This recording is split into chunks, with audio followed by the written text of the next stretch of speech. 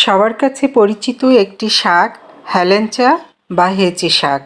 এই শাকের রেসিপিটা আজ আপনাদের সাথে শেয়ার করছি। আশা করি রেসিপিটি আপনাদের কাছে ভালো লাগবে।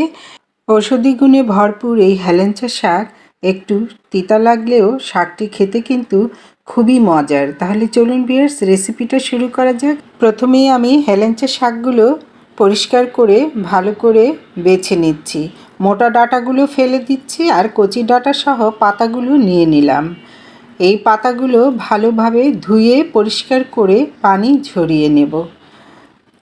এই শাকটা খেতে কিন্তু খুবই মজার। এর সঙ্গে কিছুটা সবজি অ্যাড করতে পারেন, তাহলে আরও বেশি খেতে ভালো লাগবে। এবার আমি প্যানে তেল গরম করে নিলাম। এতে রসুন কুচি আর পেঁয়াজ কুচি কিছুটা দিয়ে নিলাম। লাল করে নিব এই তেলে ভেজে। খুব বেশি লাল করা যাবে না। এর মধ্যে আমি আলু ছোট ছোট পিস করে কেটে দিয়েছি। আপনারা চাইলে অন্য সবজিও ব্যবহার করতে পারেন, তবে আজ আমি আলুই ব্যবহার করছি। এটি আমি একটু ভেজে পেঁয়াজ রসুনের সঙ্গে নিয়ে নিলাম। এরপর দিয়ে দিলাম চিংড়ি মাছ।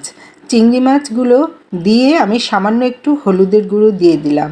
নাড়াচাড়া করে নিচ্ছি। নাড়াচাড়া হয়ে গেলে এবার আমি শাকগুলো দিয়ে দেব। শাকগুলো দিয়ে আবারও সবগুলো উপকরণের সঙ্গে ভালোভাবে মিশিয়ে নেব। এই শাকটা কিন্তু খেতে খুবই মজার। আপনারাও এভাবে একদিন বাসায় ট্রাই করে দেখবেন। শাকটা সামান্য একটু তিতা লাগলেও এর ঔষধি গুণের কারণে শাকটা আমাদের শরীরে খুবই উপকার করে। ঢেকে দিলাম। 4-5 মিনিট পর ফিরে এলাম। আলুটা অনেকটাই সেদ্ধ হয়ে এসেছে। এতে পানিও উঠেছে শাকের পানিতেই আলুটা সেদ্ধ হয়েছে। আলুটা সেদ্ধ হওয়ার পর আমি আলুটা ম্যাশ করে নিচ্ছি এই শাকে রেখে। তাহলে আলুটা ভেঙে নিলে শাকের সঙ্গে মিশে শাকটা খেতে ভালো লাগবে। ভালোভাবে আলুটা ম্যাশ করে নিলাম। এবার নাড়াচাড়া করে কাঁচামরিচ ফালি দিয়ে দেব। স্বাদ মতো লবণ দিয়ে দিয়েছি। এভাবে আরও কিছুক্ষণ নাড়াচাড়া করে পানিটা কিছুটা শুকিয়ে নেব।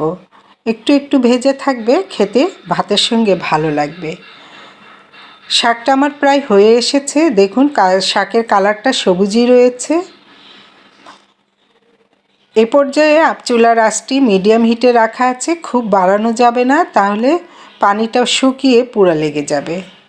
এবার আমি একটি ডিশে সার্ভ করে নিচ্ছি। ভালো লাগলে পেজটি ফলো দিয়ে লাইক কমেন্ট করে দিবেন বরাবরের মতো।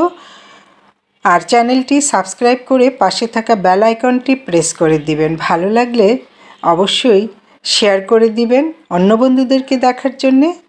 খুব মজার এই দারুণ শাকটা আপনারাও একবার বাসায় ট্রাই করবেন। দুপুরে গরম ভাতের সাথে খেতে কিন্তু অসাধারণ। তো ভিউয়ার্স, আবার দেখা হবে নতুন রেসিপিতে, নতুন ভিডিওতে। আল্লাহ হাফেজ।